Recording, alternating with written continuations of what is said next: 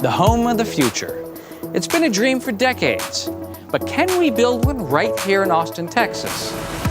The Verge and Curved have partnered to bring this dream of the home of the future to life. I'm Grant Imahara, and our goal is to construct a house that combines cutting-edge technology with innovative design.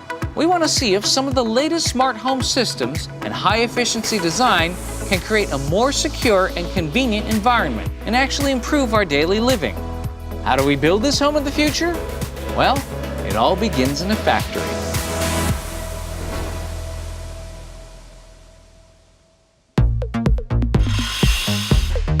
In East Texas, construction company Evolution builds roughly 85% of its houses inside this 265,000 square foot warehouse. Each year, they complete about 50 homes. These fully constructed modular units can be finished in 1/3 of the time it takes to build a house on site. The power of prefabs or prefabricated homes is that they can be mass-produced without compromising quality design and structural stability. The assembly line construction begins with pouring the concrete floor, and once the slabs have been laid down, cranes and hoists pick them up and take them to the line. But the scale of this assembly line is bigger than most. Instead of cars, it's houses. How long does it take from when a slab comes in to the finish line? We have 17 stations. If we were doing one box a day, you could have a complete box in anywhere from 5 to 6 days. Wow! The house is assembled as it rolls down the line on a track. The walls are installed on top, then wiring and plumbing. It goes from station to station, to sheetrock, the top is placed on, until there you have it, a complete unit. Technically, Luna House is a prefabricated home. For me at least, when I first heard about prefabricated homes, I have this idea that they're cheap or low quality.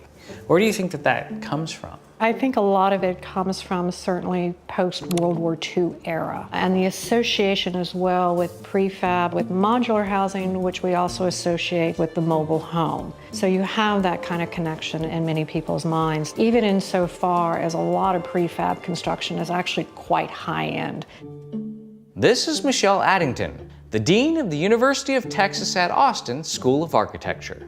The opportunity to have much more precise control over manufacturing in particular is what enables the greater quality. And so by going factory built, you have an opportunity not only for higher quality control, but the opportunity to use much higher end materials because they can be protected in the factory in a way that they're not going to be as protected on a home building site. The downside is that you can't deviate from the design once you begin, so you better be sure this is what you want. Our Luna house has 3 bedrooms and is 60 feet long, and that's not changing. And because the factory is a giant assembly line, a problem with one house can delay all the other projects behind it.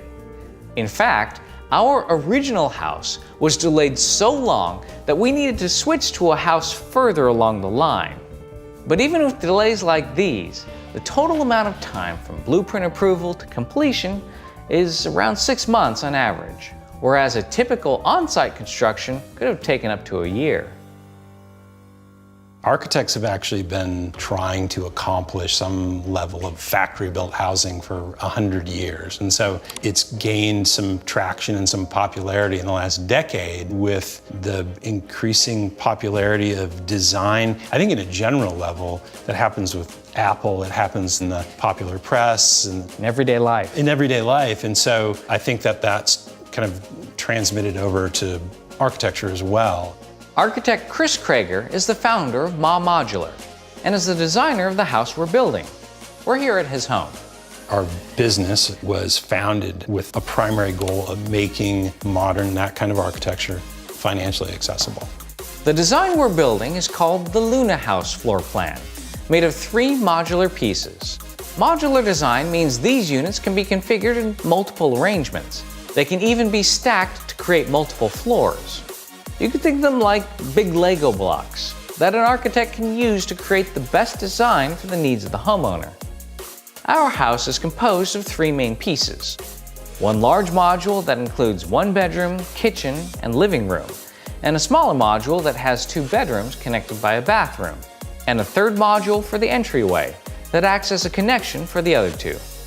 We're working with a framework that I think is amenable to open floor plans, lots of windows, and so I think it is very modern friendly. But you also get to choose all of your fixtures and finishes, flooring. There's definitely adequate room for customization with the finish in the house. I gotta say, I knew that it was modular construction, but it really didn't feel like it. That is our goal with the design, for it to feel not just like not a modular house, but to feel like an architect designed house.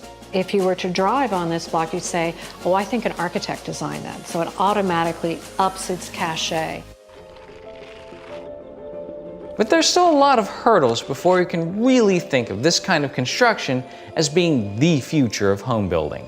When you deal with something that's pre-manufactured, there's a tremendous amount of upfront costs in setting up that type of manufacturing, particularly if you want to get the economies of scale of building large. If we think about single-family homes, there is very little upfront investment.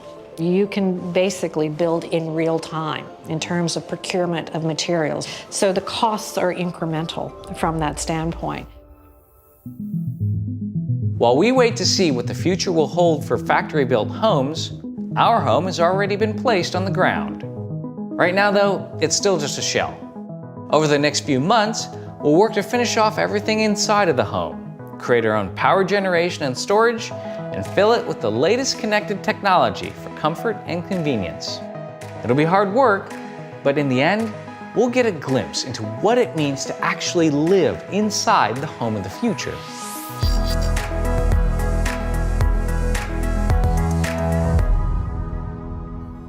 Thank you so much for watching. Now I'm sitting here in our home of the future, but I'm curious to know what you think you need in your home of the future. Let us know in the comments below, and we'll see you next week with a new episode.